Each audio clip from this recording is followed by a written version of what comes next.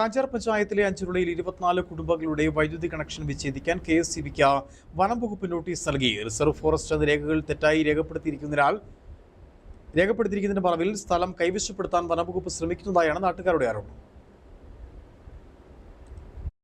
കാഞ്ചാർ അഞ്ചുരുളി താമരപ്പാറയിലാണ് 24 കുടുംബങ്ങളുടെ വൈദ്യുതി കണക്ഷൻ വിച്ഛേദിക്കുവാൻ KSEBിക്ക് വനം വകുപ്പ് നോട്ടീസ് നൽകിയത്. ലൈഫ് ഭവന പദ്ധതി പ്രകാരവും PMAY പദ്ധതിയിലും ഉൾപ്പെടെ പണിത വീടുകളുള്ള സ്ഥലമാണിത്. കൈവശ ഭൂമിയിൽ വീട് നിർമ്മിക്കുവാൻ മുൻപ് വനം വകുപ്പ് NOC നൽകിയിരുന്നെങ്കിലും ഏതാനും നാളുകളായി ഇത് അനുവദിക്കുന്നില്ല.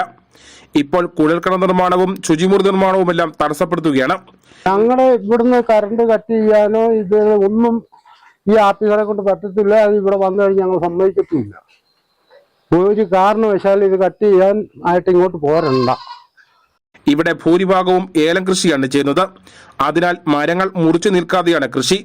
മരങ്ങൾ നിൽക്കുന്നതിന്റെ പേരിൽ കൈവശഭൂമി വനമാക്കി ചിത്രീകരിക്കാനാണ് വനം വകുപ്പിന്റെ നീക്കമെന്ന് പ്രദേശവാസികൾ പറയുന്നു.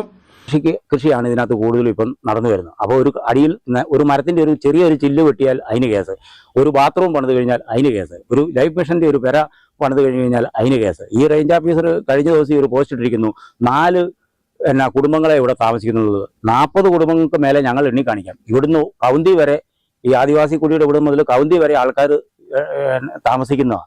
ഇദ്ദേഹം ഇവിടെ ഫോറസ്റ്ററായിട്ട് ഇവിടെ ജോലി നോക്കിയിട്ടുള്ള ആളാണ്. അപ്പം ഒരു 70-75 ചാക്ക് സിമെന്റിന്റെ ഒരു റോഡ് ഇവിടെ വാർത്തിട്ട് ഇദ്ദേഹം അത് JCBക്ക് ഒന്ന് വലിച്ചു പറിച്ചു കളഞ്ഞു. അതുപോലെ ഹീനമായ പ്രവൃത്തിയാണ് ഇദ്ദേഹത്തിന്റെ ഭാഗത്തുനിന്ന് ഉണ്ടായിരിക്കുന്നത്. ഇതിന് കാഞ്ചാർ ഗ്രാമപഞ്ചായത്തിലെ 7ാം വാർഡിൽ ഉൾപ്പെടുന്ന ഈ മേഖലയിൽ 150 കുടുംബങ്ങളാണ് കഴിയുന്നത്. വൈദ്യുതി ഇല്ലാതെ ഏലം കൃഷി ഉൾപ്പെടെ നടത്താനാവില്ല. ഇക്കാര്യങ്ങൾ മനസ്സിലാക്കാതെയാണ് വനം വകുപ്പിന്റെ നീക്കം. വനം വകുപ്പിന്റെ നടപടിക്കെതിരെ CPM-ഉം കോൺഗ്രസും സമരവുമായി രംഗത്തെത്തി. Idukki vision news, Kattappana.